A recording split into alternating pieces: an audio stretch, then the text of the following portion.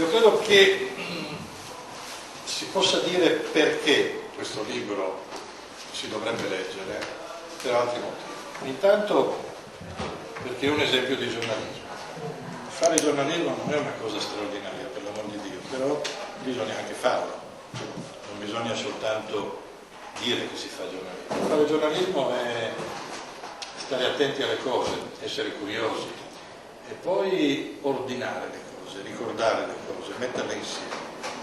Leggere anche per me che faccio lo stesso mestiere, che quindi sono a contatto con le notizie, non dico quotidianamente, ogni minuto, ogni secondo, con le agenzie che ti arrivano in video continuamente.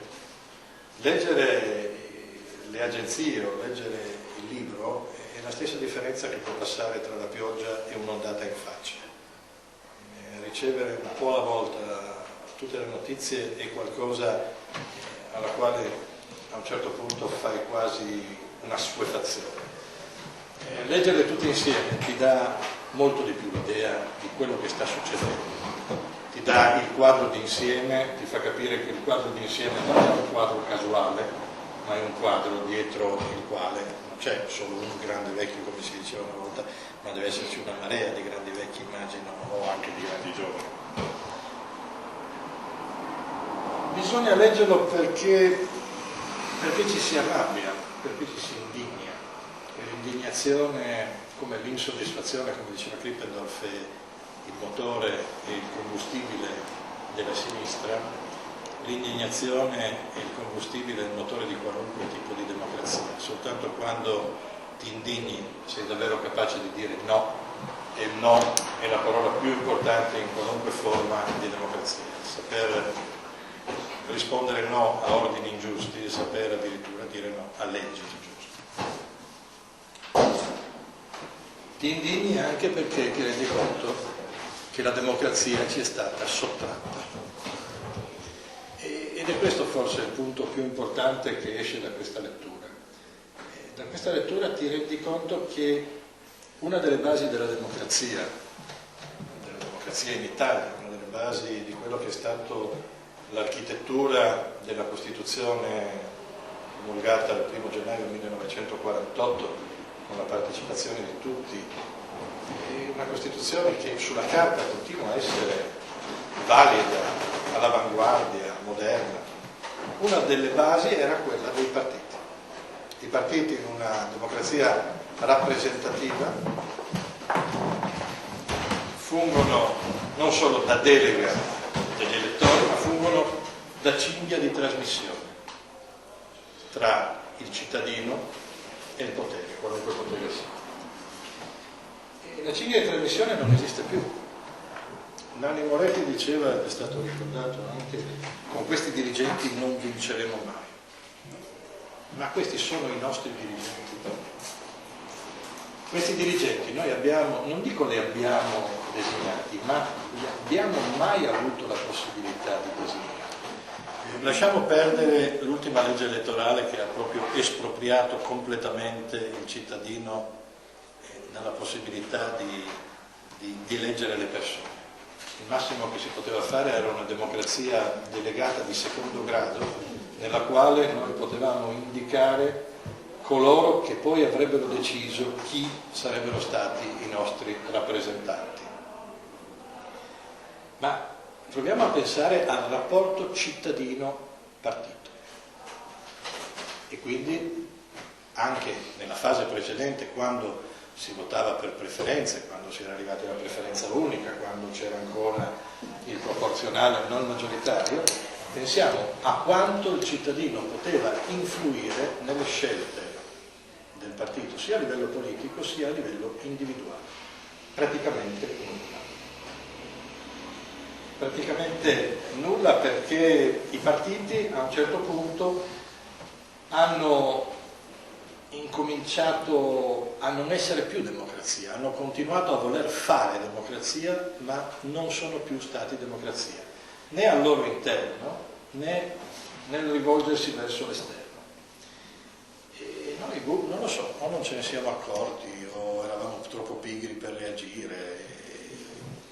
Alla fine l'arrabbiatura di cui vi parlavo leggendo questo libro si ritorce contro di noi inevitabilmente, ve lo dico già subito, volevo dirlo alla fine ma mi pare necessario dirlo subito, perché il restar fuori, il non volersi sporcare le mani è stata la molla fondamentale per arrivare al punto in cui siamo. E guardate bene, non perché noi siamo migliori di quelli che ci sono dentro, per l'amor di Dio, ma semplicemente perché se ci fossero tutti a tentare di fare qualcosa, la scelta sarebbe maggiore e quindi le possibilità di non sbagliare sarebbero maggiori ancora. Dicevo che i partiti fanno democrazia ma non sono più democrazia. Parlo dei partiti migliori perché quelli peggiori non ne frega niente neanche di fare democrazia. E questo deriva anche dal fatto che nei regimi, nei sistemi democratici, il voto è diventato importante e invadente, come è diventato importante e invadente il denaro nel mondo degli affari. Il denaro aveva come primo scopo quello di far creare e far circolare merci, non aveva sicuramente lo scopo di far arricchire qualcuno, era un metodo per riuscire a ottimizzare lo scambio, per superare il baratto e arrivare a dei baratti mediati con della carta, con degli oggetti di valore, con delle cose che venivano indicate come denaro. E il voto è la stessa cosa. Una volta serviva per arrivare a indicare la volontà del popolo, adesso serve soltanto a indicare l'occupazione delle varie fasce di potere, delle varie zone di potere.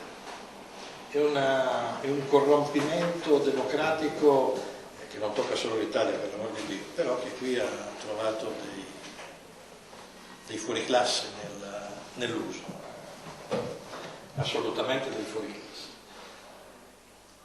E i partiti hanno anche perso identità in questa ricerca della vittoria più che della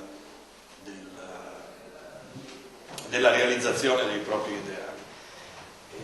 Una perdita di identità che anche questa è legata in definitiva al voto, perché per arrivare a una qualche maggioranza molto spesso, e anche adesso lo si vede, tutti puntano al centro.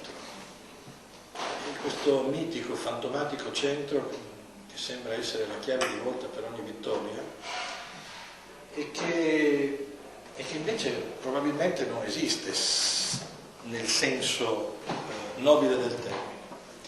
Il centro era qualcosa di nobile qualche decina d'anni fa, il centro in questo momento è soltanto una specie di zona indistinta e paludosa dove ognuno pensa di poter andare a recuperare voti. E per recuperare questi voti cosa poteva fare ognuno? Semplicemente cancellare, celare, travisare il proprio aspetto. Io non ho più la mia identità perché la mia identità è troppo distinta per attrarre qualcuno che non ha identità, che è lì, che aspetta di scegliere per chi votare ma non ha una sua identità distinta. E così tutti più o meno hanno buttato via i loro valori. Li hanno buttati via i comunisti, i socialisti, i cattolici, i liberali, addirittura i fascisti. Li hanno buttati via proprio tutti. E li hanno buttati via illudendosi appunto che senza valori ci si sarebbe potuti avvicinare l'uno all'altro, in una sorta di attrazione quasi fatale. E invece così non è stato assolutamente, perché quando uno perde l'identità automaticamente non è più riconoscibile, ma non soltanto dagli altri, non è più riconoscibile neanche dagli amici, addirittura molto spesso non è più riconoscibile neanche da se stesso. E non essendo riconoscibile da se stesso non è più se stesso, non riesce a fare più nulla, riesce soltanto a continuare a cercare potere, a continuare a cercare di vincere teoricamente, di vincere lui, non di far vincere neanche il partito, ma quello che il partito rappresenta.